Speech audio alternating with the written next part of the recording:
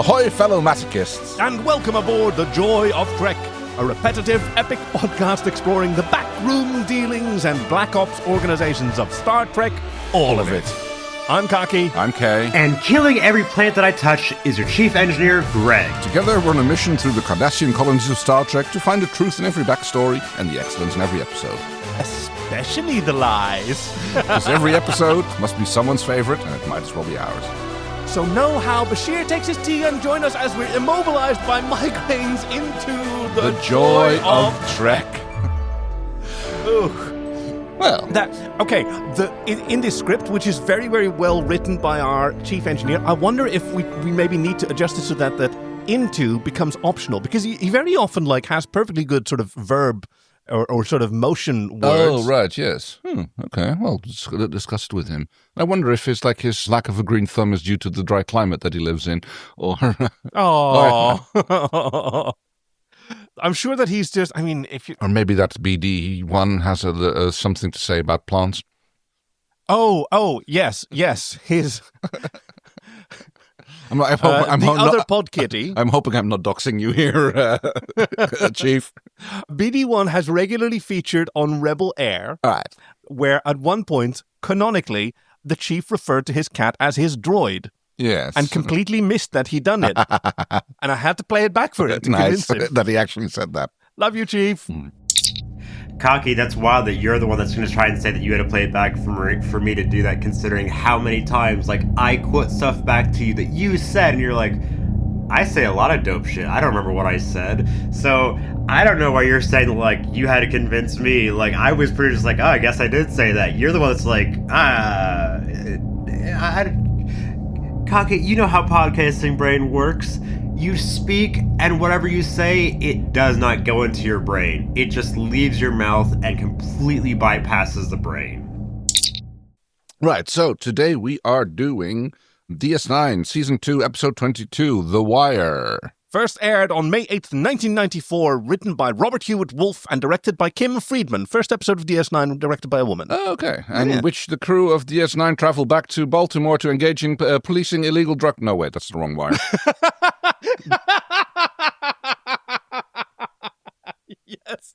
Yes. Yeah. Changing cast every season to examine different ways in which systematic systems and societies interact and fail one another. Exactly. Yes. Oh, wow. I've never actually seen the first few episodes, The Wire. Yeah. I heard it's very good. So I hear it as well, yes. Yeah. Speaking of things that are quite good, my other half has managed to acquire a copy of... The Joy of Trek. This is amazing. Kay, what an incredible experience to be handed a book on a podcast. Yes. That's normally your role. I know, right? But yes, he was kind enough to track down a copy of the book that shares the name of our podcast. Oh, this is absolutely incredible. Yeah. So in the early pre-production phase, as we were going through various titles, I did find this precedent for our title. It's called The Joy of Trek. And I saw it had been out of print for a very long time. And I thought, we're not gonna have much trouble easing that out of SEO. And also, it's not much more importantly, I don't think it was unsporting to use the same name because No, I don't think so. No. But unlike us, this one very heavily leans on the joy of sex. Right. Yes. The subtitle is How to Enhance Your Relationship with a Star Trek Fan. And allow me to show a few little things. I've been so curious. Some of the chapter names are quite hilarious. It's The Story So Far, or How Did Scotty Get So Old and Fat? Oh, wow. The Story So Farscape, almost. The Aliens, the chapter is The Aliens, or Why Do They Have All These Weird Foreheads? Yes, good. The Future, or Honey, They're Just Children, don't dress them like the Borg. Okay, yes. Because the principle of this is the book to be given to the partner of someone who is a hardcore Trekkie, so that they may understand the world of their loved one in a way that's not too taxing for them, so they don't actually have to watch 800 episodes of Star Trek. The dedication of this book is to Bonnie, who needs this book more than anyone. What a treasure. And I think we're going to have a little quiz here. Oh my God! Because there's a little at the end of every chapter there is a little quiz about these, and this let's do the DS9 quiz. Yes, for this very this time. appropriate. Exactly. So DS9 character quiz. First question. Whom does Odo hate more than anyone else on Deep Space Nine? Himself. Oh. Doesn't he? He's got a sort of like... Quark. Yes, that's answer B. Correct. I think they misspelled adore. There you get that one. Appropriate one. Garak was a member of which evil intelligence service? The Grey Order. Until the producers found out that Babylon 5 was introducing the Grey Council. And they to switch it a little up a little bit. They decided to call it the Obsidian Order. Right, yes, which is answer A. The other options are the McLaughlin Group, the Yale Club, or Consumer Reports. Okay. What kind of food does Sisko's father cook? It's interesting that they call Jake by the surname when in fact his father is also called Sisko. But actually, yeah. Sorry, Sisko of course, has a father as well. Right, he does at one point mention that his father died, but then he turns out to be alive again because it's fine. It's fine. Is it A, Creole, B, Polish, C, African, or D, Centaurian? Creole food is what Sisko's restaurant serves. Absolutely. Oh, that's very good. Oh, this is exciting. And also, this is also somewhat an appropriate question. Depending on today's episode, I don't think the correct answer is in there. But okay, Why is Bashir such a good doctor? A, his Park Avenue practice. B, he makes house calls. He does that in this episode. No, he does. C, he's been genetically altered to be smarter and more skilled with his hands. Spoilers. Or D, he watches ER. All right. Yeah, based on this episode, we're going to have to go with the house calls. I know, right? Yeah. I totally agree. Oh, this is wonderful, Kay. Thank you so much. So, yes, thank you to my other half.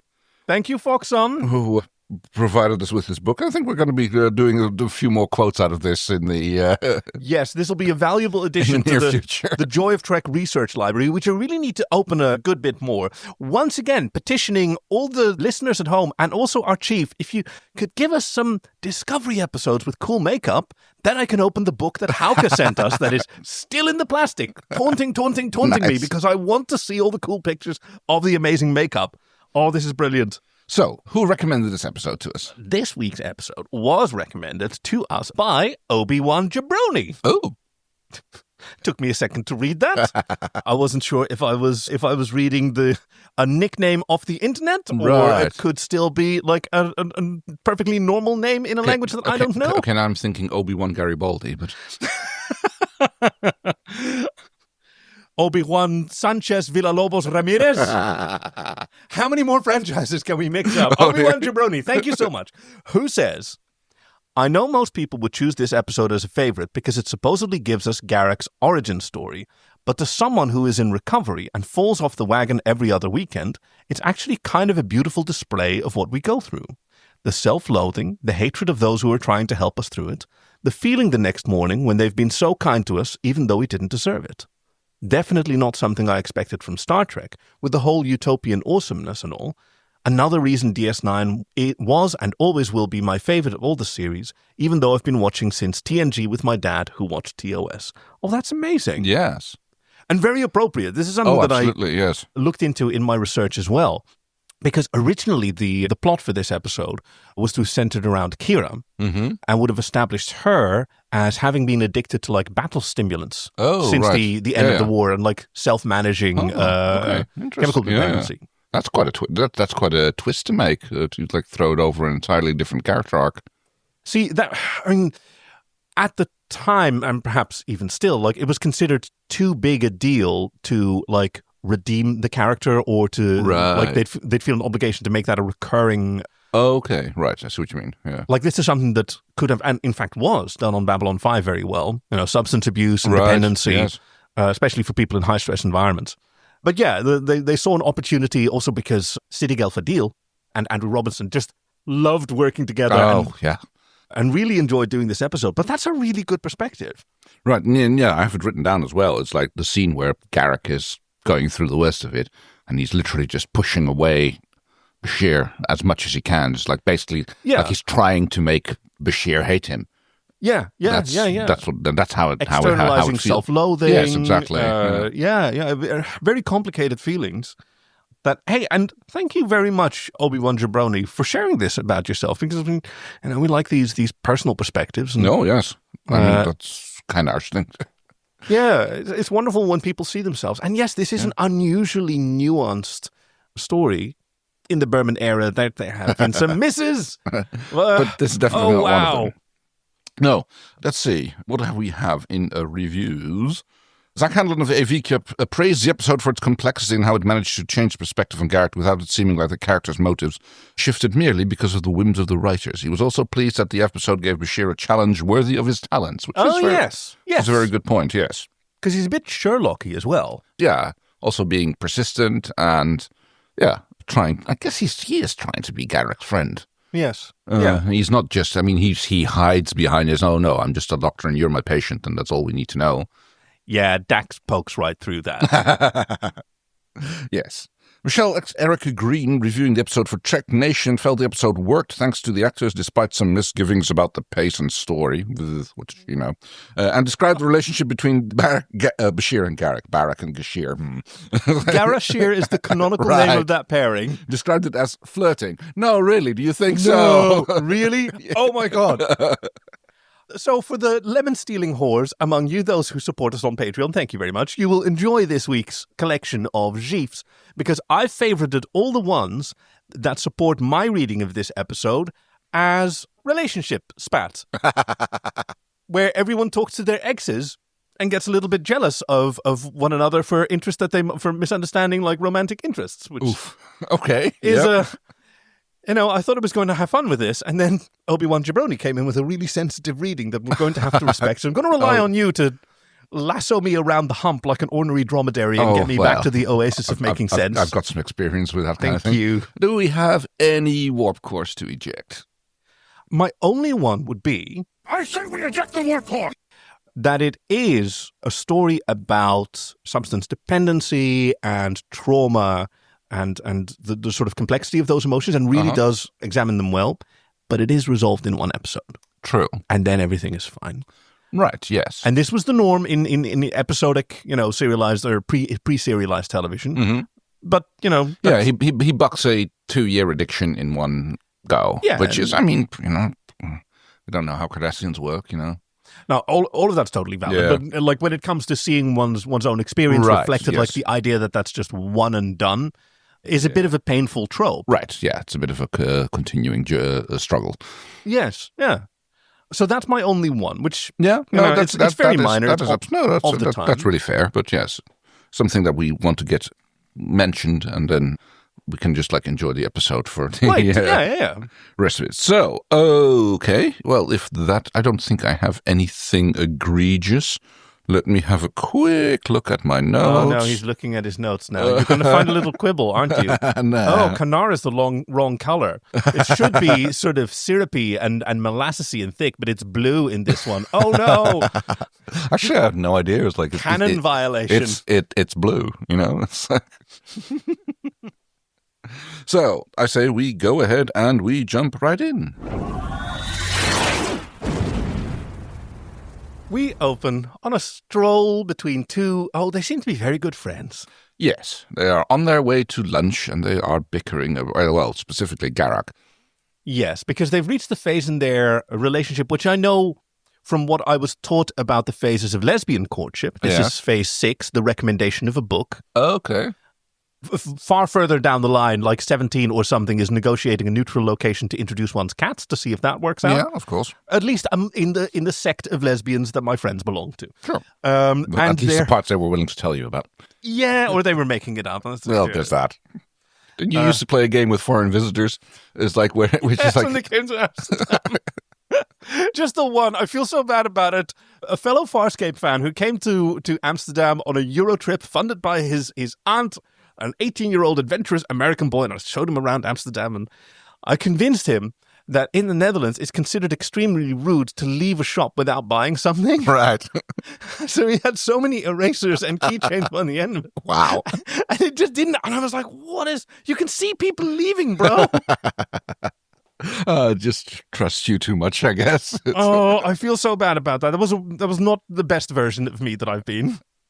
So yes, they're discussing lunch. Apparently they are going to a particular cafe which Garak wants to go to, and there's a long line and they have to wait outside. And Bashir makes a few other suggestions, like we can go to Quark's, we can go to the Klingon restaurant, but which is all of them do not meet with Garak's approval. Who says, I can't believe that I'm having lunch with a man who thinks the never-ending sacrifice is dull. Oh, yes, because they are talking about like one of the great works of, or probably possible even the greatest work of Cardassian literature, 7 Generations of Tedium. Yes, where Bashir, at least, like, he stayed up to read it. Oh, yeah. But he complains that all of his characters lead selfless lives of duty to the state, grow old, and die. Then the next generation comes along and does it all over again. Very propaganda-ish, yes. Although, have you ever seen a movie called, I think it's called City of God? It takes place in the Brazilian favelas or whatever. I'm not sure if they're called favelas in Brazil. Favelas is the term in Brazil, yes. And it's basically the generations go a little bit faster.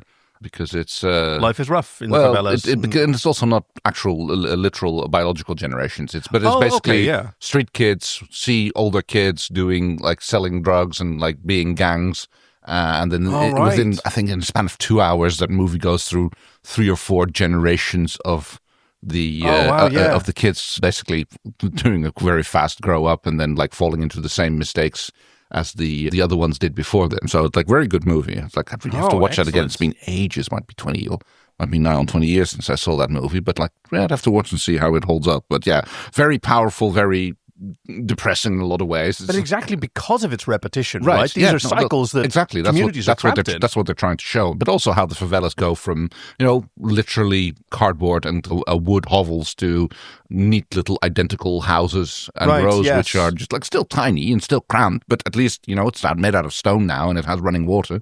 Yeah. So yeah, that's very, very good movie. Garak, no, but this is a great example. Garak says, the repetitive epic is the most elegant form in Cardassian literature, and the never-ending sacrifice is its greatest achievement.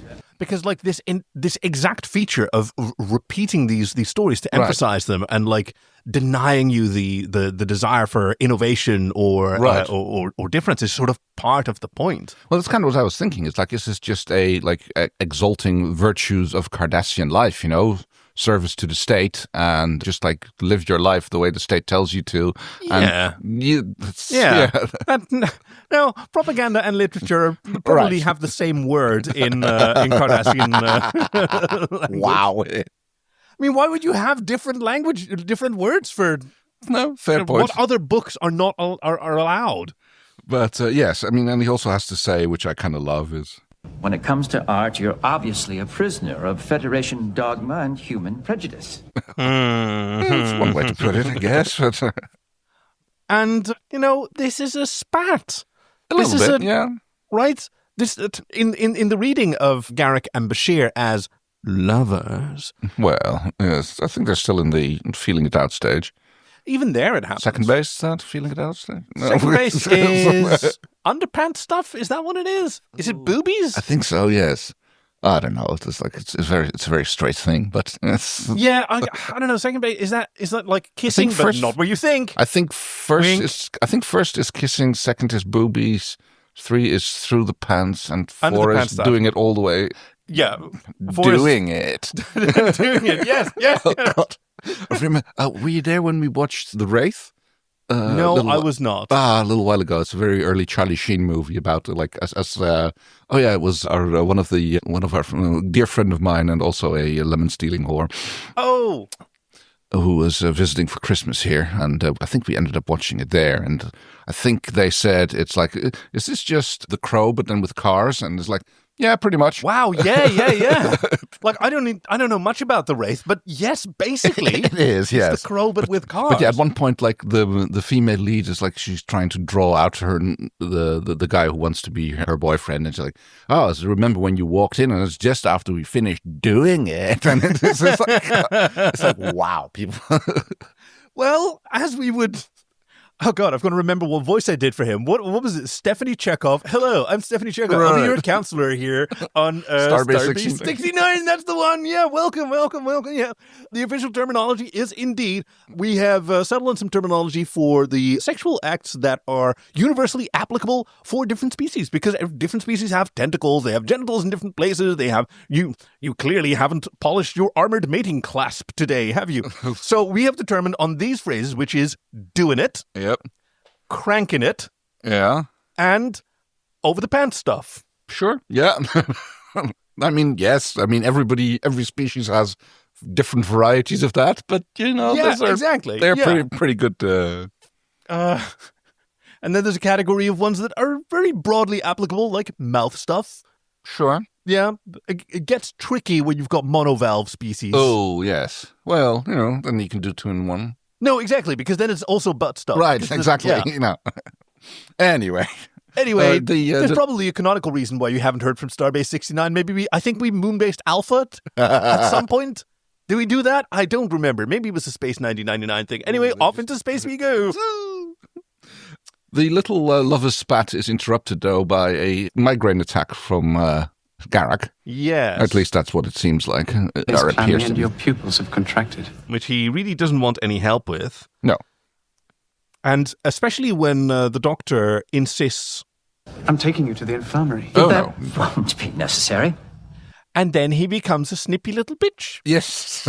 Actually, I've lost my appetite and I will just go away. I will take my toys.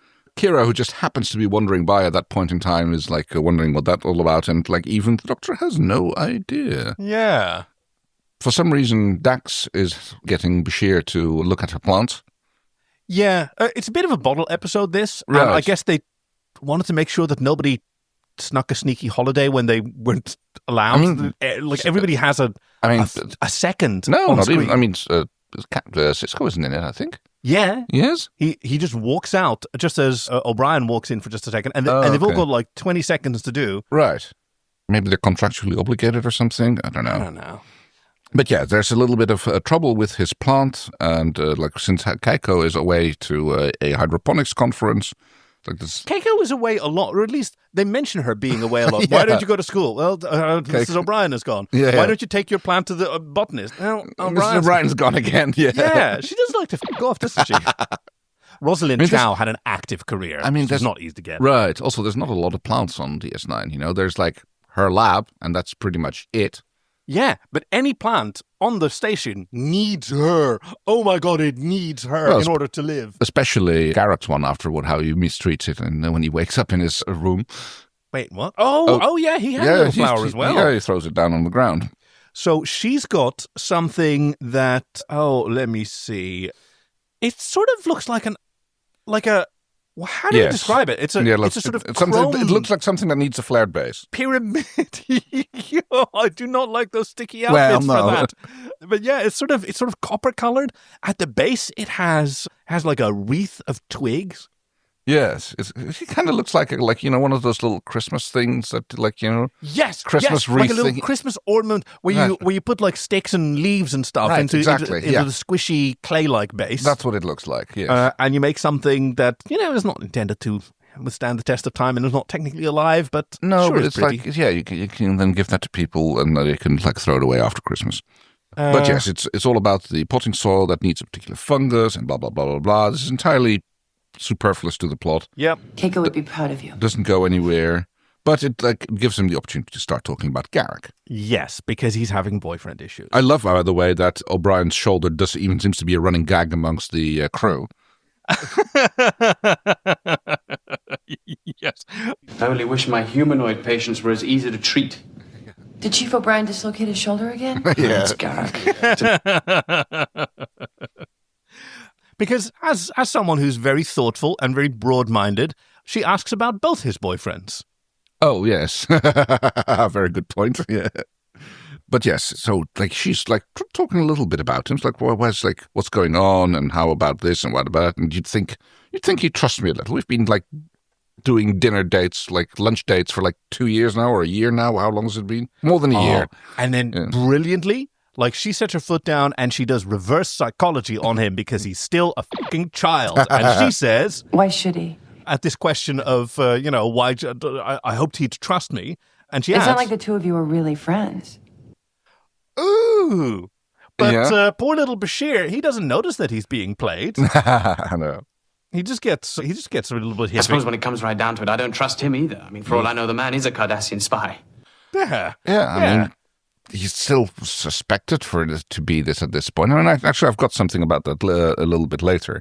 But, I mean, it turns out he still is a spy, isn't it? Does it yes towards the and end? no, he is actually disgraced. Right. But that doesn't stop him from being a spy.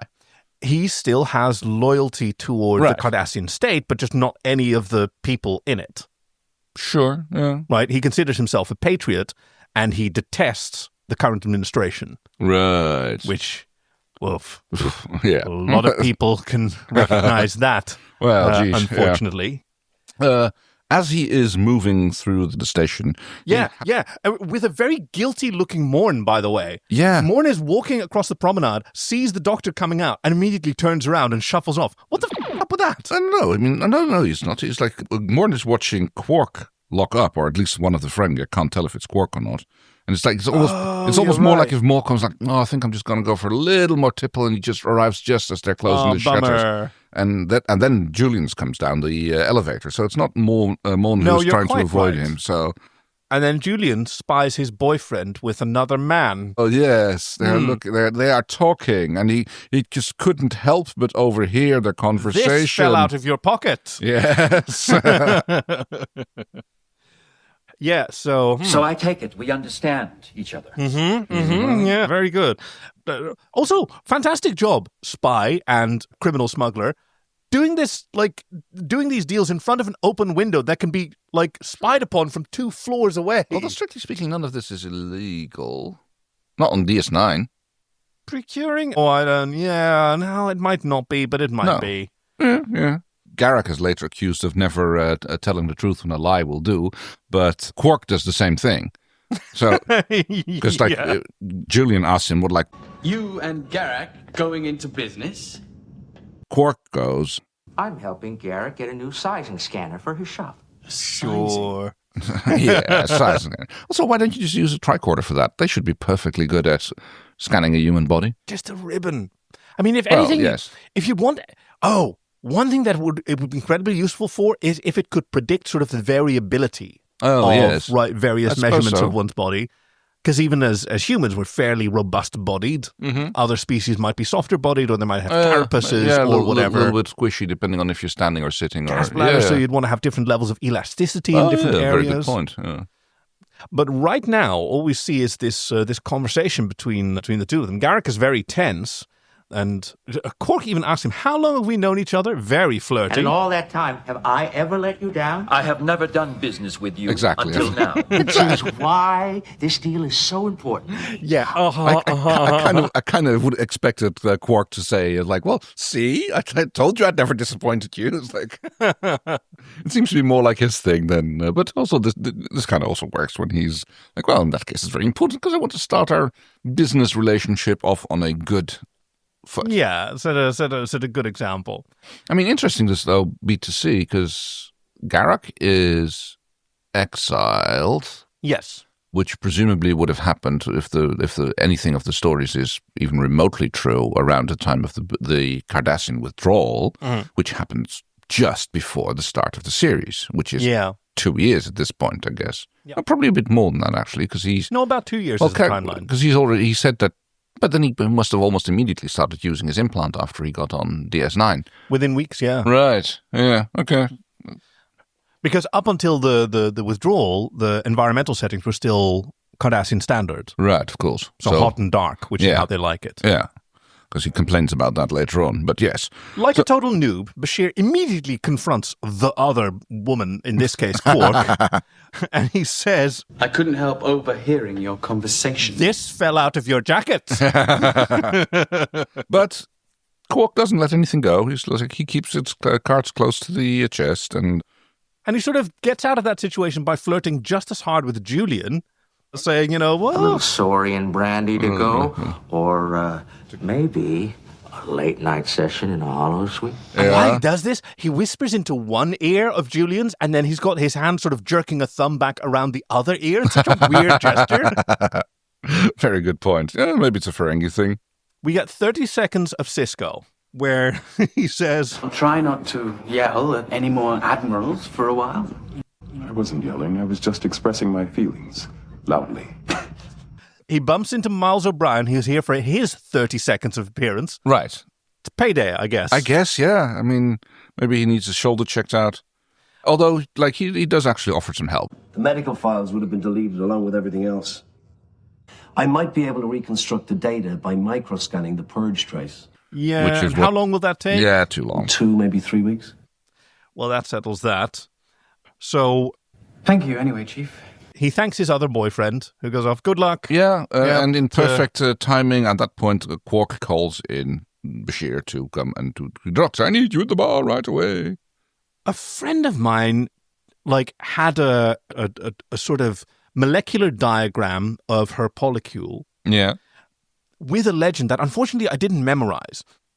But, like, it showed, you know, like a molecular diagram. Right. Molecule, polycule. There's a reason that they're the same word.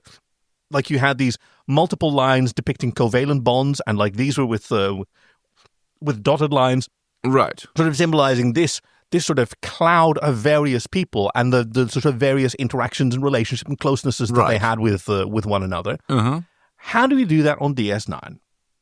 Garak and Bashir here. Let's go with that. They're dating. Sure, yeah. What about Bashir and O'Brien? Are they married? Ooh.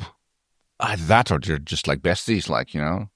Oh, they appear to be very good friends. Married then. Yeah, right. I mean, they can just be besties. Yeah, besties who go to the holodeck and dress up once a week. It's sex night, man. Like, their relationship has just progressed past the passion. Sure. And they're comfortable with each other. Okay, yeah. Well, that's how it can happen.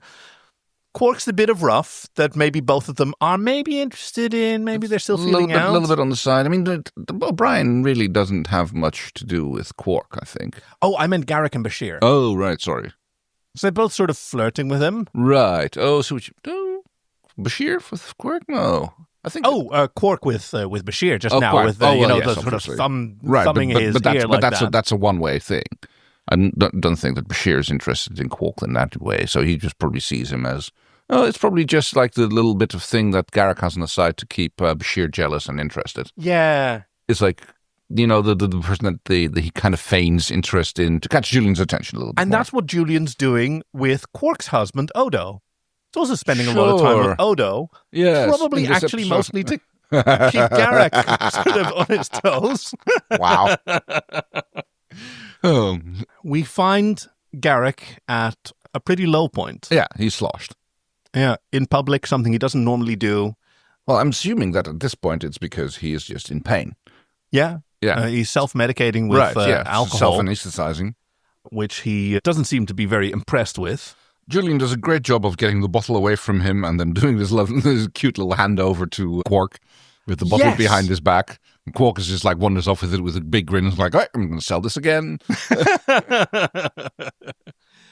Because, and I'm thinking really a lot about what Obiwanjabroni said about this, like reflecting on various experiences with real substance dependency and the sort of subtle manipulation of a sober person towards subtle a very not so well. It's delicate, right? You don't know exactly what their headspace is, and you kind of want to get them to go along. Like in this case, What are you doing? I think it's a little noisy in here. Yes, I prefer to drink somewhere quiet. An excellent idea.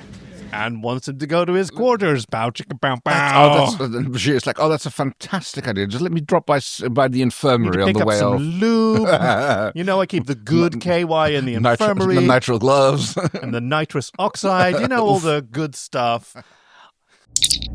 Cocky, what am I doing with you? What am I doing with you? I don't know how to edit this anymore. You keep doing this to me. You keep doing this to me. Cocky, what are you doing?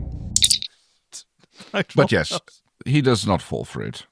No. What kind of fool do you take me for? Give me the bottle. me my bottle back. I will. In the infirmary. I'm not going to the infirmary, and I refuse to play this ridiculous game. But yes, here is this beautiful GIF where they two are arguing, and Quark is walking past them with a bottle of Canar that two people have paid for, and he can still put back on his shelf. Exactly. It's automatically added to the tab, but yes, he refuses to go to the infirmary, but he collapses. It's like, make it stop. Bashir to ops, medical emergency. Tutor beam for the infirmary. And we are now investigating what is going on. I think this is like the only special effect. Garak beaming out. It's a beautiful effect, by the way, because the Deep Space Nine transporter effect, I've always loved it. It's got these vertical components and these sort of circular components. Well, later on, Bashir beaming out of Cardassia. Oh, yes, you're right. But that would be the only other one, yes. But this one is particularly three-dimensional because we've got a fairly wide-angle camera pointed slightly down. It's a Dutch angle. Yeah, it's really cool. So you've got these vertical streaks coming down. It's super cool. There's been a quick scene change. We are now in the infirmary. And a quick costume change for Garak. This is probably just a commercial break, I assume. But Garak's in Bajoran scrubs. Pajamas, yeah. Yeah, violet and orange. I was going to say, it does clash with him. It's like, as a tailor, he would never pick something like that for himself. We don't know what the styles are. We do know what Cardassian styles are like. Yes, a lot of greys. Yes. Although we do see that the women do face decorations. They seem to have sometimes blue in their forehead dimples. Right, yes, and the ex-chief of the Obsidian Order is also decked out in something a little bit more colourful than... Doesn't hold a candle to the Ferengi, though. No, of course not. But that's like a very high target. Yeah, so Bashir is trying to make his boyfriend jealous by talking to his boyfriend's flirt's husband. Except he's unconscious, so that's not really working very well. He needs to... but you always got to assume that he's still listening. And whatever this thing is, it's situated in his post-central gyrus and has filaments that connect it to his entire central nervous system. Let's get this out in the open. Like, the whole point is that Garak has an implant in his brain, which they don't know what it's for. No. Odo hopes it's a torture device. Right, yeah. So, like, you can see, it's like, it's a torture device. It could be a torture device. You see his eyes lighting up and like, oh, that would be great. And Bashir says... thought of that, but based on the amount of scarring in the surrounding tissue, this implant's been in there for years. And as far as I can tell, Garak's only been in pain for the past few days. Because it's quite the opposite of a torture device. Yes. It turns out. Yeah. And he's been using it as a source of pleasure initially. To deal with the dreariness, the drabness of the daily life, the cold, the hatred of all the Bajorans who look at him. I mean, there's a strong parallel to like the Rat Park research experiments. Yeah. Famous research from the 1970s that if it was given more attention, the war on drugs the war on drugs wasn't about drugs. No, of course, but like its supposed scientific basis was various experiments with rats that if they were exposed to heroin sufficiently, then afterwards they would choose heroin over food until they actually died. Yes, unless you put them in an actual rat population, and then they would just have a little bit of heroin as an occasional treat and just like be much happier and less dependent, because like living alone as a social creature is torture on a rat. And so they'll be like, yay, well, let's do the heroin. Yep. And when one like experiences constant suffering, escape from suffering is completely rational. Yeah. And can perhaps be more important than food. And speaking of the war on drugs, that brings us back to The Wire, which is literally good point. Deals with the fallout of the war on drugs. Right. And yes, the social implications that it had for a large part of the United States population, which might have argued that was the actual point of the war on drugs. But well, yes, no, absolutely. Hooray. So this is part of basically Bashir doing house MD. Yes. Well, right? I mean, he is an actual doctor. Yeah, but also a detective here. Yeah, okay, he's Googling it a little bit, yes. Right, investigating this. Oh, we have to like study his brain or whatever. And Bashir mentions to Odo, like, I overheard them talking the other night. Garak was negotiating to buy some merchandise from Quark. And this immediately perks Odo's interest. I routinely monitor all of Quark's subspace communications. Is that legal? I mean, this is what kind of question? Best interest. What kind of question is that? Yes. But yes, it turns out that Odo has a little observation and listening device stashed away inside Quark's bar, which happens to have a nice view of Quark's favorite communication. which Odo can view from his office, right next with the Kleenex dispenser and the hand lotion and the towel. Is that what the bucket's for? Bin. Yeah, exactly. This scene is great because it's over Quark's sneaky little communicator. Yes, that he's got, and it's just front-on shots of Quark. There are a lot of excellent gifs in this month. If you haven't signed up to our Patreon, this month is worth it. And he's talking with someone that, like, it's a Cardassian who's very, very jovial. Yes, who asks him about this particular what are called Dabo girls, and what I wouldn't give to see her again. To which Quark replies, I'm sure she misses you too. Which is kind of creepy. It's very creepy. Yeah. Because we find out he was there during the occupation. Exactly, and, yes. She would have bankrupted me if the occupation would have lasted much longer. How Nazik you're talking about money, because it turns out that Quark has a little offer. How would you like to earn a little extra latinum? You have my undivided attention. Enough to buy yourself a promotion. Yep. And apparently it's a smuggling deal. So can you get me a certain type of technology? Well, it should be fairly easy. Well, no, it's actually quite hard. But then Quark goes like, well, I've got the requisition parts. And I'm like, oh, well, in that case. And immediately, I think it's really well done. Because you like see him looking, he gets this like, suddenly this red light starts blinking on his comm screen. Oh, yes, you're right. Which alarm light's going on behind the Cardassian. And it's reflected in his face. And he's like, oh, no, you idiot. What have you done? My career is over. I'm ruined. I also love, by the way, that like apparently the amount of money that Quark offers him is enough to buy a promotion. It's like, okay, interesting. I didn't know it worked like that in Cardassian. I mean, it's clearly not just a bootlicktocracy. Or maybe... I mean, it could be, like, if you have this amount of money, then you can, like, go on Fiverr and hire 16 people to do all your paperwork for you. So suddenly, fair enough. You know, your TPS reports are on time 95% of the time for 6 months, and that means you get a promotion. Listening to this episode or watching this episode made me think, like, the Obsidian Order, the more I learn about it, the more it sounds like the Stasi in Eastern Germany. Oh, yes. Yeah. Well, hold on. The Tal Shiar operates like that. Okay. So there you have a lot of civilian... Oh, everybody's an informant. Yes. Right. So that's the Stasi model. Yeah. And that's not necessarily how we've seen the Obsidian Order operate. Okay. They're more like the Mossad. Lots of assassinations. I mean, who knows how the Mossad operates, right? Yes. Or...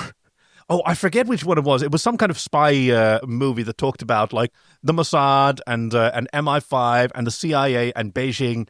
Now they have their shit in order. They don't even have a name that we know. We just call them Beijing. Wow. Yeah, good point. Yeah.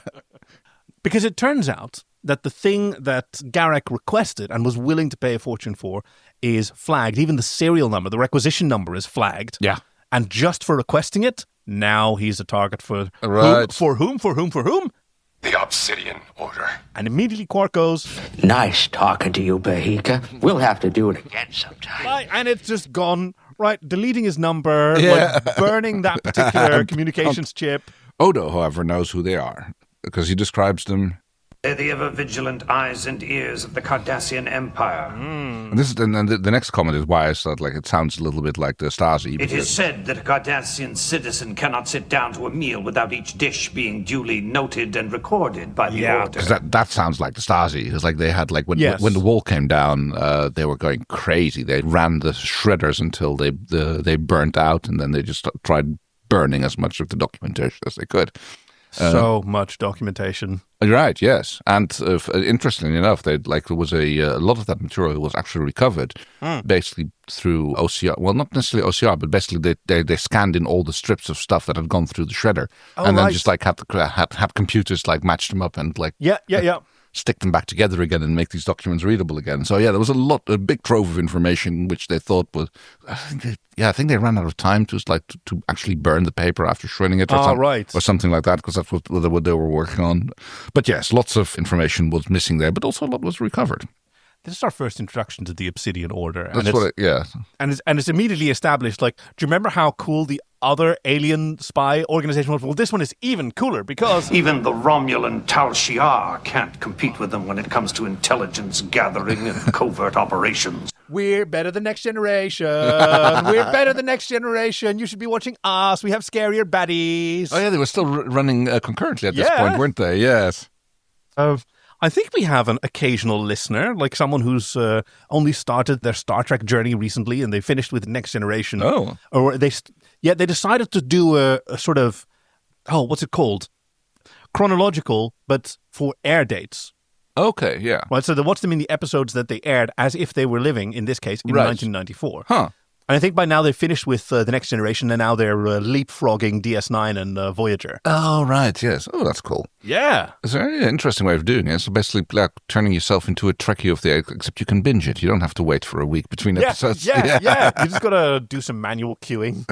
Well, yes, but that's easy enough for them. Bashir goes back to the infirmary where it turns out that Garak has fled the coop. Yes, yeah. And this was after Garak's flirt's husband asked to have a turn with Garak as well, and Julian says... You'll have to get in line. Sorry, yes. Oh dear.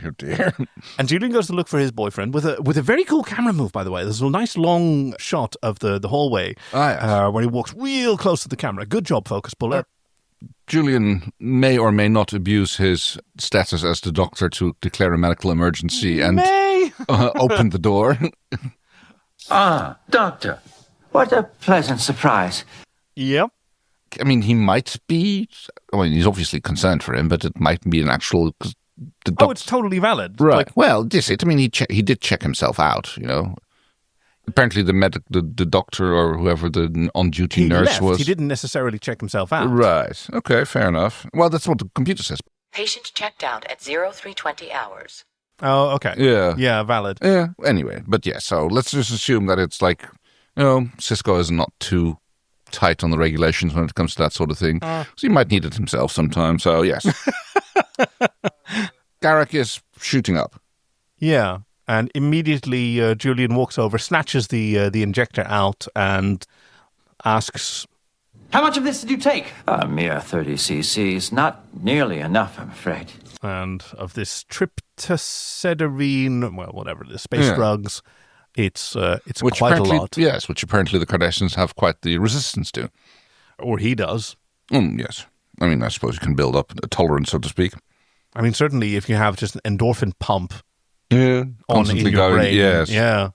So yes, he asks. This is where we get told what the device is and what it does. That it's meant to activate when he's being tortured, and in order to allow him to experience it as pleasure rather than torture. Yes, a standard feature of agents of the Obsidian Order, but he does brag. My implant was given to me by Wagon himself, the head of the Obsidian Order. So he's a medic. What? I'd like to have my implants implanted by an actual doctor, not by the head of the accounting department, you know? Oh, I think rabbis can perform brisses, can't they? Yeah, well... They probably get some training, one imagines. Not brain surgery, though. It's I mean, it involves it involves a lot of nerve endings, but not... Okay.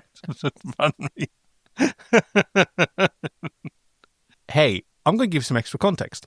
Because I and the Chief, by the way, have read/listened to A Stitch in Time. Oh, yes. Andrew J. Robinson's book about the early life of Garak. Not officially canonical. Right. But it does establish that wagon is actually Garak's estranged father. Oh. So not just a father figure. Not that estranged, though. Well, he grew up not knowing that wagon was his father. Oh, okay. But he did become wagon's protege. Right. Later discovered that they were related. Yeah. Interesting little twist there. Lot of intrigue there. Yes. Excellent. Sounds very Kardashian. Oh, yeah. Have you ever seen him in anything else? Wait, what? The actor? Oh, Andrew J. Robinson. Yeah, a surprising number of different things. I think he was like an episode of Kolchak the Night Stalker. Chief, why don't you give us a rundown? So Andrew Robinson has been just in a little bit of everything. He's been a lot of just like a character actor in a number of TV shows kind of throughout the 70s and 80s. He was in X-Files. He was in the Twilight Zone remake in the 80s. He was in the A-Team. But I would say notably he was the lead in Hellraiser as well as the lead villain, the killer, in the first Dirty Harry movie. Thank you. Yeah, you're going to enjoy that listening to in the car in about 6 to 8 weeks. Yeah, exactly. Neat. So he describes what a torment it was living on this station surrounded by Bajorans who looked at him with nothing but contempt. So he made a little device that just triggers his pleasure mobile. Yeah. Like it's a way that a lot of people who experience substance problems like have entered it because it's a relief from suffering. Yeah. And who can blame anyone, right, for seeking relief from torment? Yeah, and unfortunately he did it only a little bit, but like after a while he just like turned it on permanently. Yeah. So he's now, as he puts it, My body has become completely dependent on the higher endorphin levels generated by the implant. Yeah. And it's like, and Julian's like, okay, you're giving up then? Are you going to let them win? Ah, yeah, very good. Them, Doctor? And Julian doesn't even know, but it doesn't matter. I don't have to know who it is. You know who it is, right? Right. The Central Command, the Obsidian Order, whoever it is who exiled you here, you're just going to roll over and die, let them destroy you, give up any hope of ever seeing Cardassia again. Doctor, did anyone ever tell you that you are an infuriating pest? Chief O'Brien, all the time, and I don't pay any attention to him either. Has it ever occurred to you? Because we've been married for 18 years. In 18 months. Somehow.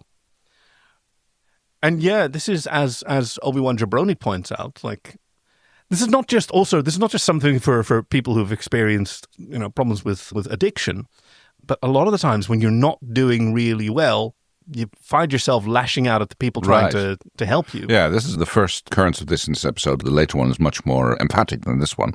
I would even say this is the second. I mean, he bitches at the doctor at the Replomat as well. Sure, yeah. At that point, you could still think he's just like suffering from a headache. And, sure, yeah. But yeah, because you have like this entire internal dialogue or this self-loathing or hatred toward people who aren't there, and then somebody gives you attention or offers you a way out, or worst of all, and then you snap at them, suggests that you should do better. Yeah, those aren't the things you want to hear. No, exactly. Then you just snap at them. But yes, as he says, and you think that because we have lunch together once a week, you know me? Yeah. But the doctor says it's very simple. It's like, I'm a doctor, you're my patient, that's all I need to know. And you're my boyfriend, but that goes unspoken. Yes. Yeah. And he tells a story. First one, yes. Yeah. This is where he, in order to stop some prisoners from escaping his control, he destroyed a civilian shuttle, killing 97 people. Including, unfortunately, Elim Garak, who was his yeoman, I think. Elim. We only learned that name. Yeah. We only learned that name now. We don't know that Elim is his first name yet. No. What do you think is the purpose of this story? Ooh, interesting. I think he is, well, as I said, like for a start, he is just lying. I mean, that's... Yeah. He is like telling tales. It's more of the same. It's more the pushing away. He's trying to get Bashir to hate him. Yeah. Yeah, he paints the worst version of himself. Exactly. I think he's trying to like get Bashir to tell him, no, it's okay, I still love you. Despite all the bad things you've done in the past, I still love you. Oh, wow, yes. You're right, because that's the other component, right? Of acting out, the kind of still wanting them to... Do they still approve of me enough? Like, am I still worthy of their love and trust or their effort? And it's like, yeah, you push it a little bit harder and a little bit harder just to see, like, yeah. Yeah. Because like they might just be lying. Because you don't believe you're worthy of it. Exactly, and they might just be lying, or you believe that they might just be saying also that, yeah. Exactly. So you have to push. So I think that's what's going on here. And Julian does the right thing. He doesn't rise to the taunt. No. Because he knows what's important. Right. Right now, I'm not concerned with what you did in the past. Right. I care about you right now. Yeah. And I want to get you fixed. So where's this little device of yours? And I'm going to have a look at it. And Garak gives in. Yeah. He could just say like, yeah, go. Yeah. GTFO, but so no. Julian has sort of kind of won. Yes, I think he's met the level of support and I guess maybe trust or love that he wants from him. I mean, if it's like he is pretty much one of the few people who give him positive attention. Yeah. I assume that he gets people still come to his shop. I guess he can still pay rent. He can still go out to eat. So it's like he must be doing at least passable well as a tailor. He's a pretty good tailor. Right, So a lot of people are wearing Garak clothes. I don't think he's getting a lot of Bajoran trade, but, No. I don't think Hugo Boss provided costumes for a lot of bar mitzvahs for a while there for the same reasons. But yeah, like Julian sort of proves himself. I think it's even more than just like, not so much a test, but like almost submission. Like Garak sees someone who's capable of making better decisions than he is. Right. Right, and submission was the wrong word. Respect. Yeah, maybe the drugs are finally kicking in also. Oh, yeah. Oh, wow, that's the other part, yeah. Like, ooh. Oh, yeah, it is kind of wearing me down. Okay, fine. Yeah, whatever. It's all a great idea. I'm floating down the strawberry river. Because it is Odo who comes to check in on how Garak is doing. So this procedure now is being done in Garak's room. Is this already in Garak's room? I'm not. Isn't it? I'm not. I can't tell. It's later on. It's in his room. I'm not sure. I think this is in the infirmary, but it might be. It's not really relevant to, where it is. So here's why I think it's in Garak's room. Oh, the window. No, that's Go on. Because when Odo shows up and says, "Oh, I want to talk to him," the doctor says, "Let's step outside," and steps into the hallway. Right. And the infirmary is right on the promenade. Not into his medicine cabinet where they usually have the little sideways, the little room. That was my other thought as well. The little apothecary. Yes, exactly. Just around the corner with the drugs.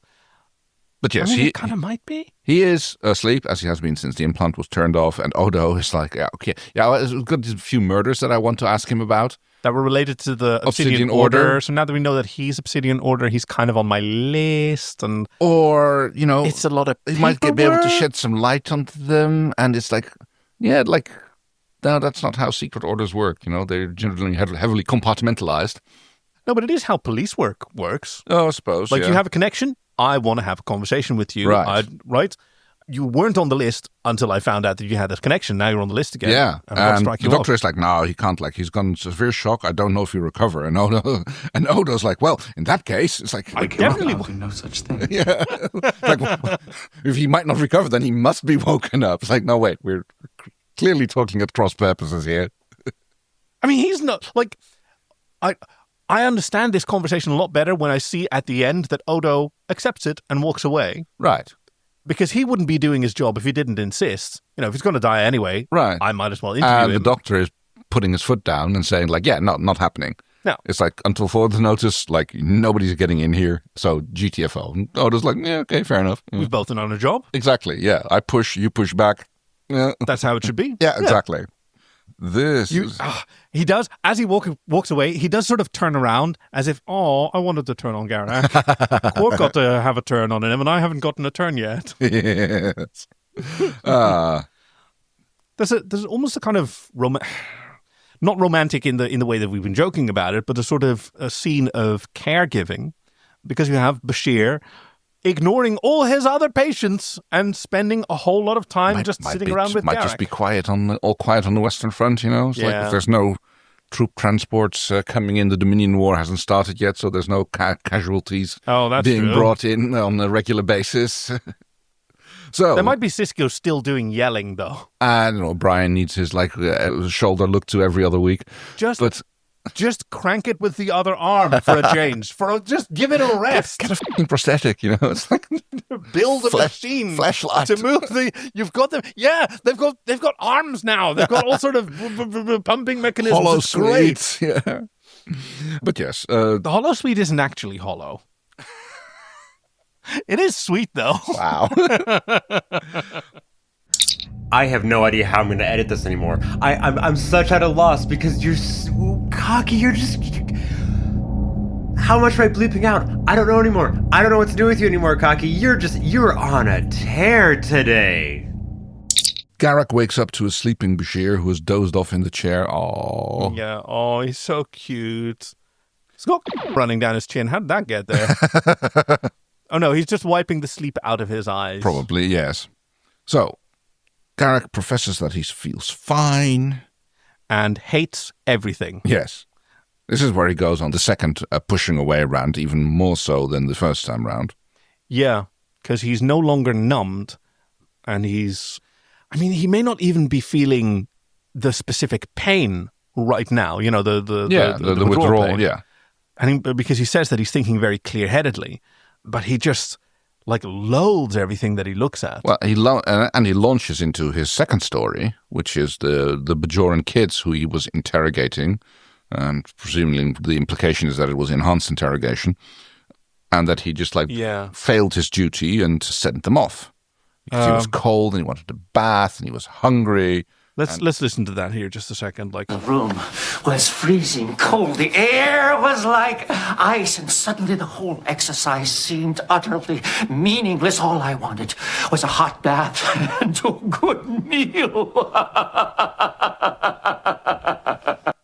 And he let them go. And now the version that he paints of himself is someone who's just callous and pathetic. Oh, well, definitely not callous. I mean, he literally has sympathy for the Bajoran. Well, maybe he didn't even have sympathy for that. Exactly. Yeah, he doesn't have sympathy for them. He just, you disgust me and you're an inconvenience. I neither care about the injustice that I'm perpetrating, nor even about the dignity of my job. Yeah. Someone who's not worthy of hatred, but just worthy of loathing. That's what he wants from... Yes, and there's a lot of self-loathing coming Julian here now, as well, yes. But yes, so he is like, they did that, and that's how I failed, and they exiled me, and finally it's... And left me to live out my days with nothing to look forward to but having lunch with you. Yeah, as if that's the worst injustice that could be inflicted on him. And this time, Julian doesn't straight up reject it. No. Right? He does accept what he's been saying, and... I thought you enjoyed my company. And he goes like, well, yes, and that's the worst part of it. It's like, I sank so low that I actually enjoy eating mediocre food with... And staring into your smug, sanctimonious face. Yeah. Oh. And Julian is heartbroken. Yes. But... Okay, Garak. That's your prerogative. Now I really think you should lie down. Get away from me! Well, he does listen. First time he listens to him, because he actually does lie down. Not voluntarily. But... yeah. So after a bit of dry humping on the floor, where he says, I don't want to hurt you, but we don't have time to get the good lube from the... No, I can't even joke about that. There's always time for lube. But now they don't... When Garak has what seems to be some form of seizure, it doesn't beam him away to the... It becomes unclear. It's like it's skipped, because the next shot is in... he says... I need an emergency medical team. Oh, yeah, you're Garak's right. Yeah, right. So, but the next shot is still in the infirmary. It's a very good shot. Yeah. And he is inflating. They actually have to do a little cardio stimulation with the monopaddle. Yep. He has a fellow medical practitioner. We don't know if it's another doctor but she's Bajoran, reading it. Oh, it will probably be a nurse. Right, that's who you want in a seems likely, yes. And he gets, by doing a little bit of computer sleuthing, he finds out... The molecular structure of Garak's leukocytes has been altered. That must be what... No way! No, the leukocytes. The molecular structure of his leukocytes? Not the leukocytes. The leukocytes, though. He needs those. They've got the wrong molecular structure, Kay. Yes. I wish they'd stop altering the molecular structure of his leukocytes, though. Kaki, what do you have against white blood cells? Are you a disease? I'm so confused why you have this, absolute vendetta against white blood cells, Kaki. I need you to explain this. But, yes, he can probably fix them, he can synthesize them, but it's going to take too long. And they propose... If we turn the implant back on, we might be able to keep him alive another week or two. But Garak refuses. What? Yep. Never want to turn back on again. I am off the wagon for good now. And he comes with another story. Yeah. After saying, just real quick... Oh, don't give up on me now, Doctor. Patience has its rewards. He's a tantric lover. He is very... I've got it shy, coy, and sweet all of a sudden, as I have it written down. Oh, yeah. He is like, now his vinegar has been tried, now it's honey. See, Elam wasn't my aide. Yes. He was my friend. Mm-hmm. Yes, very good friend. Very good friend. We were roommates. And yes, they rose up in the Obsidian Order together. Thanks to... For some reason, Obiwanjabroni took a liking to us. Sure. Right. But it was a scandal, and then I tried to set him up, but he set me up better. Yes. That he's ashamed that he tried to betray his best friend, and also that his best friend betrayed him. Yes, but he betrayed me better, so I was the one who was exiled. So what is it that he's conveying to the Doctor now? Oh, I think he is... Sort of victimhood now almost, right? A little bit, but also I think he is actually, if any point in the episode is he being truthful, this is where it is. I need to know that someone forgives me. Yeah. Yeah. And yeah, absolutely. To which Julian agrees, and this is kind of cute. I forgive you for whatever it is you did. Yeah. It is kind of a little bit of an unconditional thing. It's like, okay, it's like, I don't know all the things that you did, but clearly this is at this point what the patient needs, and he probably also wants to forgive him for real, Yeah. He's not just being the doctor, Garak's doctor here. No, he's being a good boyfriend. Yeah. And this is valid. Like, he can't speak to all the things that Garak may have did, but like everything I know about you, in as far as it affects me, I can forgive you. Yeah. I can. Very good point, yeah. That's what's in my heart. That's what I feel right now. It's not his place to forgive any other things that he did, I guess. Whatever you did, whatever you said, you didn't mean it. You just want me back for more. It's a really creepy song, the original version, when you go like, oh, whatever I said, I didn't mean it. What the f***? This is the opposite of taking responsibility. On the other hand, it might just be the response to, like, what did I do wrong? It's like, you know what you did wrong.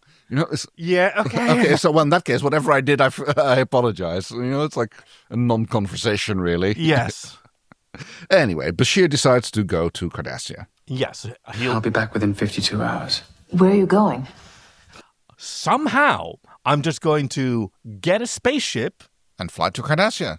Right? That will just, or spaceship to the Alamarine colony or wherever Obiwanjabroni was. Yeah, I mean, like Cisco did it with Jake on a sailing ship, So they weren't intending to go. I know, but still. Into the, I know, there but is still. A sort of Cardassian neutral, demilitarized zone. Yeah, still eminently doable.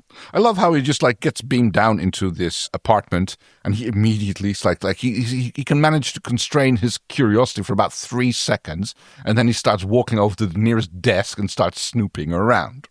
And gets surprised by Dr. Bashir. Yes. Because he has gone to see Obiwanjabroni. Yes, the retired head of the Obsidian Order who now lives in, I guess, Space Oahu. I guess, yeah, Space Tahiti maybe, I don't know, wherever they retire. But yes, this man professes that... Information is my business. And introduces us to... And you're Dr. Julian Subotoy Bashir. Subotoy, we know his middle name now. Oh, Julian S. Bashir. I mean, he's basically here... visiting his boyfriend's previous daddy. I suppose, yeah. Sort of staying with the theme that I've been pushing here. No, very true. Obiwanjabroni was a senior member who took a liking to two young members of the Obsidian Order. Oh dear, oh dear, oh dear. Puts the whole "there was a scandal" to the new lights. Yeah. Who, in fact, was the scandal? Yes. But yes, he kind of tries to creep out Julian. I mean, I guess maybe he does the little protective father thing, whatever you do to my daughter, I'll do to you. Oh wow, yeah. Oh yeah, he really is. Yeah. He's sort of testing out the new suitor and intimidating and protecting him a little exactly, bit. Yes. Wow. Oh, can I get you something to drink? Because he's showing off exactly how much he knows about Bashir and stuff in general happening on DS9. Because a good host knows the needs of his guests. Oh, yes. And everyone has reason to fear the Order. Yeah. Kind of implying that that also goes for him, Yeah. Yeah, there's a lot of wisdom in this dialogue. And Obiwanjabroni winds up coming back. Oh, okay. I don't remember. I mean, I know I've seen all of DS9, but I don't recall. But yes. He reinstates himself in the Obsidian Order. Has a interesting relationship with Garak. Tell me, Doctor, how sick is Garak? He's dying. And you're trying to save him. That's right. Strange. I thought you were his friend. Yeah. But he makes an impassioned plea because the molecular structure of Garak's leukocytes has been disrupted. His leukocytes. His leukocytes, man. You can't let someone's leukocytes be disrupted. Yeah. The molecular structure, though. It's one thing to want to torture someone, but his leukocytes, have some pity. I don't know, Cocky. I mean, how many times do I have to tell you? I like my white blood cells. I don't know why you're so against white blood cells. Cocky, are you a Cardassian? I think you're a Cardassian here. Right. And he's like, well, is that like, do you think I can do something about it? Yes.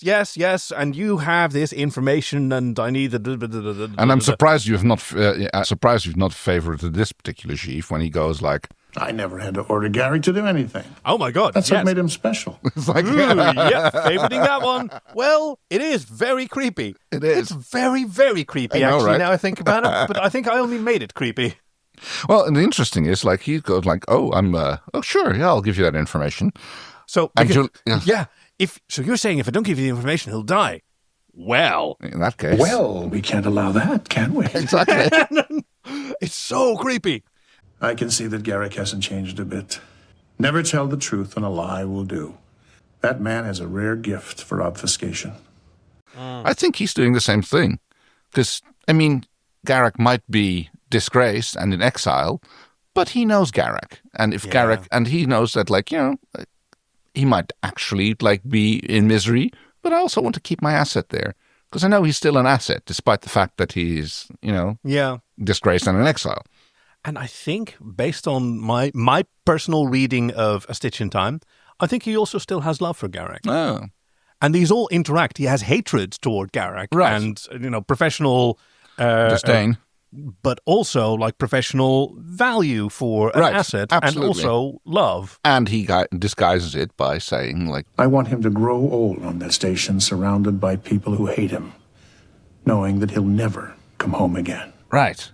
And he knows that Julian is the kind of doctor who's just going to, cure him anyway. Also, but he might know that, like, Julian is also going like, well, I love him. It's like, there's one person there who loves him. It's me. And maybe Quark, but I'm still working on that. Right. Yeah. I'm talking to Quark's husband about that, and we'll figure something out. And this is where he learns that, like, that Elim is actually Garak himself. Yeah. Which only makes the stories even more complicated. Yes. Yeah. Like, wait, then what does it mean? Yeah. But then Tane also says... And please, tell Garak that I miss him. Yeah, which is probably true. Right? Yeah. But also his wish for Garak to live in misery may also be true. I'm reminded of the excellent film, The Banshees of Inisherin, with Brian Gleeson and... Oh, Chief, help me out. Why don't I remember his name? So that is Colin Farrell and Brendan Gleeson, and it's directed by Martin McDonagh, who wrote and directed In Bruges with these two again. So it's just a reunion of all three of them together. Thank you. I don't think I've seen it.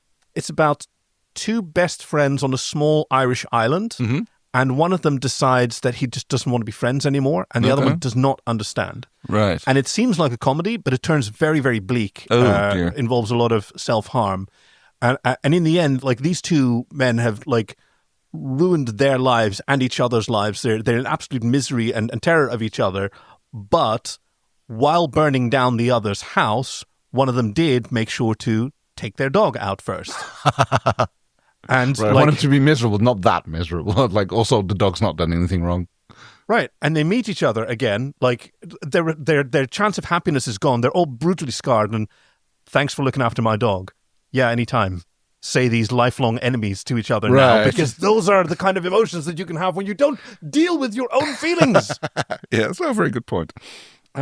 So, back on DS9, Doctor is having a little sit-down. He's having lunch on his own. It's probably their regular lunch date day. Yeah. And actually, Garak shows up and is like, ooh. May I join? And of course, please sit yourself down. Shouldn't you be in bed? And it's like, oh, God, no, I can't stand your infirmary. Besides, I feel perfectly fine. And he asks about the spice pudding. Yeah. How's the spice pudding? And he asks him, how can you just sit there and pretend that the last 10 days never happened? I, for one, Doctor, am perfectly satisfied with the way things turned out, and I see no need to dwell on what was doubtlessly a difficult time for both of us. A little bit of gaslighting there. Yeah. Ooh, how would you describe that? I mean, the fact is like I'm fine with what happened, and like, you know, we especially the whole. There's no need to talk about. Oh what my happened. God! Yes, no, you're absolutely right. Yes, no, we've moved past that now. Yeah, exactly. And he does mention that apparently Odo did take his turn. Oh yes. It seems he's under the impression that I was a member of the Obsidian Order. He tried to test how obsidian my member was. Wow. But yes, no, please go ahead. And like, yeah, he tells him to keep looking at him. So I guess he's just like professing his innocence, that he is in fact no longer a member of the Obsidian Order. Or maybe he's implying that Julian was lying. Oh, and Julian asked if Odo believed him. Or he said something about keeping a closer eye on me Just in like the you future. said. I told him, be my guest. I have nothing to hide. Yeah. He's giving himself a hobby. Yeah. Oh, very good point. Yeah. Right? Yeah. Okay, now I've got something to do. I can do spy stuff again. I've got a secret to keep. I was going to say, now I can fuck with them. Now I can. Yeah, exactly. I was just a little nobody. Now I've got some attention. I went looking for Quark. That was the wrong vibe. This is where I need to be. But he brought him a present. Oh, yes. Here you have. Meditations on a Crimson Shadow by Prelock. And it's a better recommendation. At least he thinks it'll appeal to Julian's tastes even more. Because it takes place in the future, during a time when Cardassia and the Klingon Empire are at war. Yeah, much more exciting. Yeah, there's like a little bit more oomph and happening and stuff, and not just like the same thing happening over and over, I guess. Well, he does ask, and who wins? Well, who do you think? Never mind. Don't tell me. Wouldn't want to spoil the ending. And this is where we get the famous exchange even before it's been gifted. This has already been a meme on the internet for quite a while. Oh, my goodness.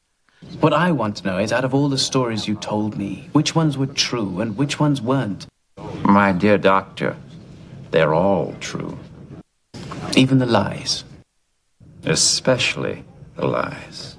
And that grin! Oh, my God! That last sheaf, them sort of grinning at each other. Oh, my heart, my heart. Ah, they do have that little look at each other. It's like, Yes. Their relationship has long been sort of fanficked and like increasingly embraced by the actors. Yes. To the point where during the pandemic, they got on a Zoom call to like do a dramatic reading of a script. Right. Written by a fan, which was a communication between Dr. Bashir and Elim Garak at a later stage in their marriage. Oh, okay. Oh, the Maersk company has nothing on the internet when it comes to shipping these two. Oh, sick international Danish shipping company Maersk reference, bro. All right. So, what did you think in this episode was? So fucking cool. Andrew Robinson. Oh, my God. It is his episode to shine, isn't it? Yeah. Like, as much as it's a Julian episode, I think this one really established just Garak is so interesting to watch. Yes. Oh, yeah, absolutely.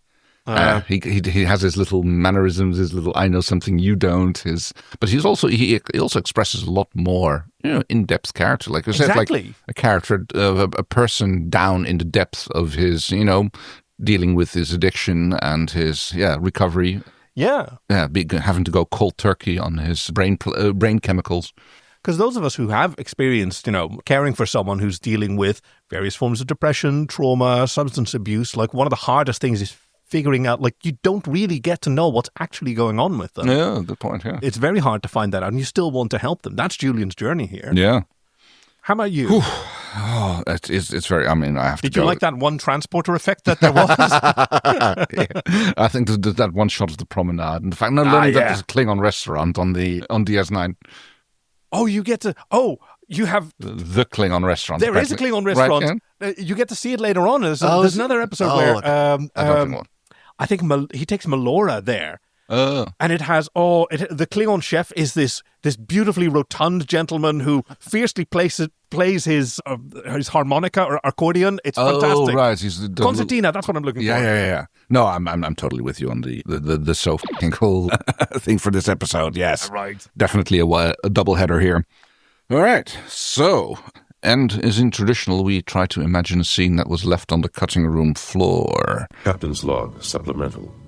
I think we're not going to want to go into triple X territory describing the scene we both want to see on the... I actually had a thought. Okay. And it's after...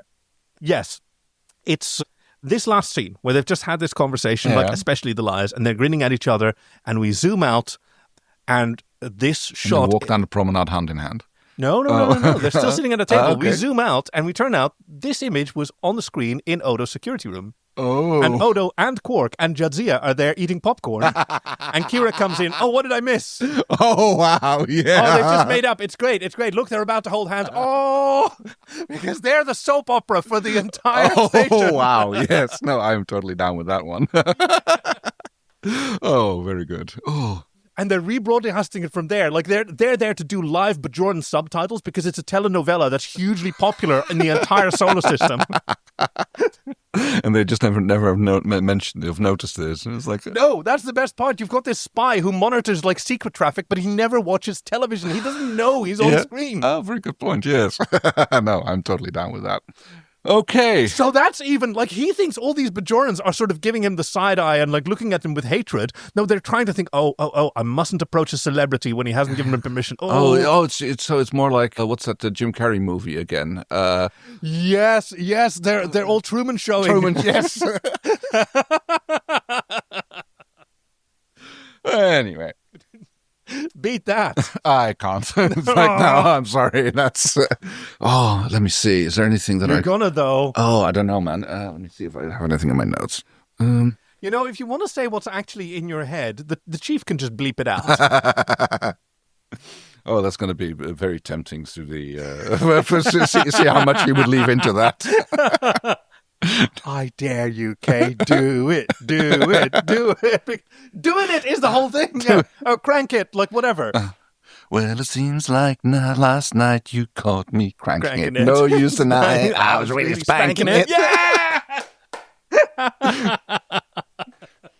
So close your eyes, don't be so sad. But I wouldn't use those tissues, they've already been had.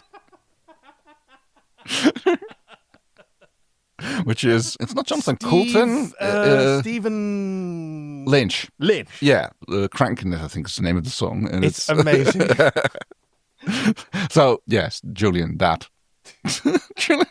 So that's the continuation with Anand Montaigne? With Quark walking in on him.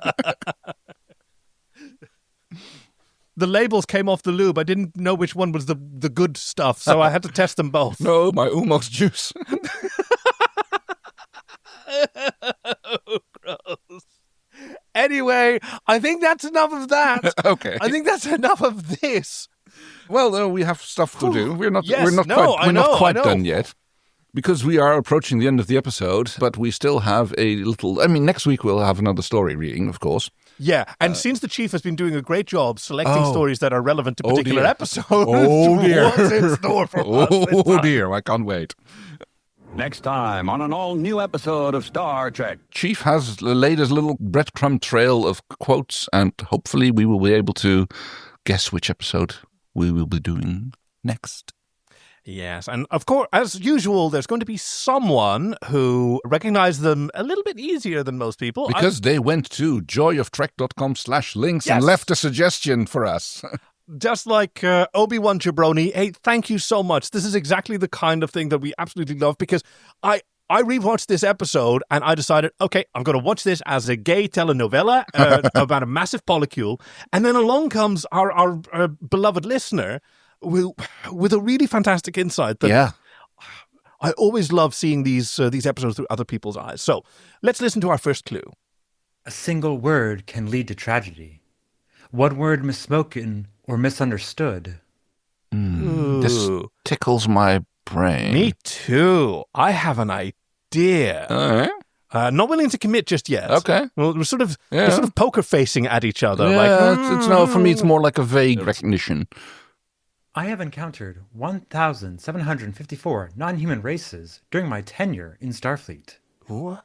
And we still can't even say hello to these people. Oh, is it Darmok? No. Whoa. Is it Darmok? Oh, I don't know. Or is it maybe Hoshi? No, she wouldn't have met 1,000 aliens. No, she wouldn't. It sounded like a data line, but I don't know. Oh, this is fascinating. Huh. I understand your sacrifice, Captain. Unfortunately, if our friend out there has its way, no one will ever know what you tried to do. Oh, it sounds... Maybe it is Darmok. Oh, I don't know. It feels TNG-ish to me. Yeah, right? It's... Okay, one more. In my experience, communication is a matter of patience, imagination. Yeah. I would like to believe that these are qualities that we have in sufficient measure. Yeah. Ooh, yeah. This is the famous holiday romance episode. That's how you communicate, isn't it? By citing example, by metaphor. Yes. Darmok. One more clue. Darmok Angelad at Tanagra. Yes, because it is. Oh, this is a good episode, and I cannot wait to hear what the discussion is going to be about the language in this, because the episode is Darmok from TNG 502. Awesome. Can't wait for that one. We've been looking forward to that one for a while. Oh, yes. This is like a fantastic one. This is well outside our comfort zone, because I do believe this is a very beloved episode. But yes, I can't wait to hear the recommendation for this one. I even have an idea who recommended it, but we'll find that out. I'm really excited to find that out. Thank you so much for joining us. Thank you so much for sending in those recommendations. And once again, if you want to help us out with a couple of bucks a month to keep the lights on and keep this software running, this month you'll be rewarded with some really excellent reaction GIFs that you'll get a lot of use out of, I promise. So go to joyoftrek.com/links, and there's a link to our Patreon where you'll immediately get access to all of these GIFs. In the meantime, God, I'm so tempted to press I'm coming next. Or I feel strange, but also good. But instead, we have one more thing to do, which I'm is leaving Starfleet. Energize! We hope you've enjoyed this week's episode with friends Kay and Kaki, production and editing by Chief Engineer Greg, and music by Fox Amore. Join us next week for The Debriefing Incident, a fanfiction reading, followed by Darmok, TNG 502. Visit joyoftrek.com/links to send us your recommendations, support us on Patreon, or to find us on Blue Sky. We'd love to hear from you. Thank you for listening to The Joy of Trek, and we'll see you out there.